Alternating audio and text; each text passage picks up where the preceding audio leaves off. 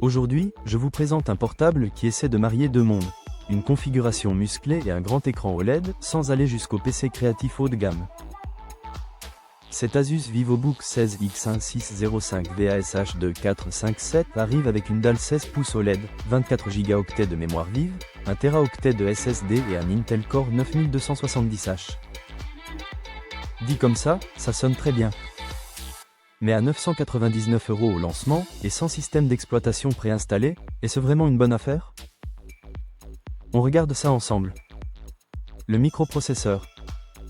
On passe maintenant à la configuration. Ici, Asus intègre un Intel Core 9270H.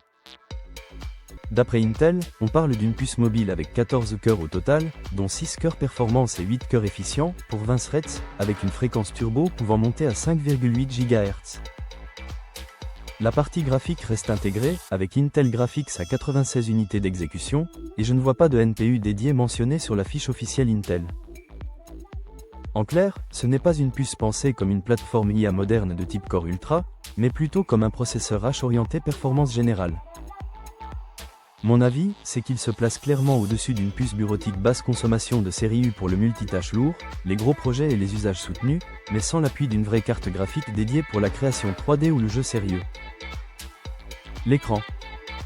À présent, examinons ce qui attire tout de suite l'œil, la dalle. On a ici un écran OLED de 16 pouces en 1920 par 1200 au format 16/10e. Asus met en avant la technologie OLED, le contraste très élevé, la certification TÜV Rheinland Flicker Free et Low Blue Light, tandis que votre fiche indique 95% DCI-P3. Sur le terrain, cela promet un affichage nettement plus flatteur qu'un écran IPS bureautique classique, surtout pour les films, le confort visuel et le rendu des couleurs. En revanche, la fréquence reste à 60 Hz et la dalle n'est pas anti-reflet, donc ce n'est pas forcément le meilleur compagnon en environnement très lumineux. La finition et les matériaux. Qu'en est-il de la fabrication? C'est là que le tableau devient plus nuancé.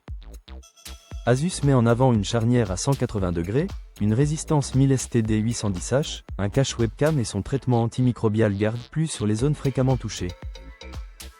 Mais du côté de la presse, le ton n'est plus mesuré. Laptop Media décrit un VivoBook 16 globalement réussi et agréable à utiliser, tandis que Notebook Check estime que la qualité de fabrication ne grimpe pas vraiment au niveau premium sur cette famille, surtout autour des modèles vendus près de 1000 €.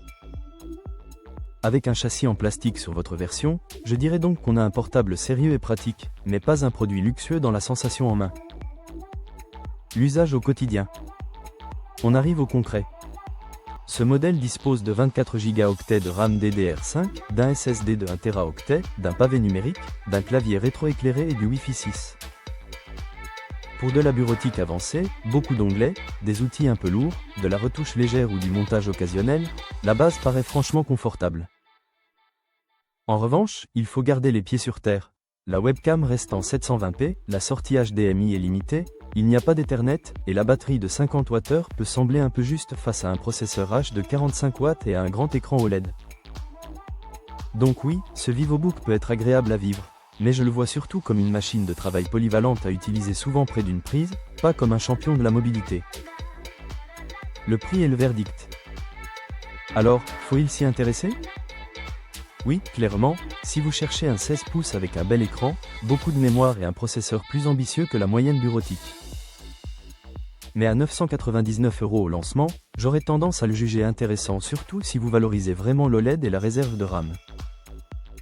Sinon, entre le châssis plastique, l'absence de système d'exploitation et les limites d'autonomie prévisibles, on peut aussi trouver le positionnement un peu tendu. Pour voir son prix du moment et la liste des marchands qui le proposent, le lien en description renvoie vers Comparer Malin. Et c'est souvent là que ce type de modèle devient, ou non, une vraie bonne affaire.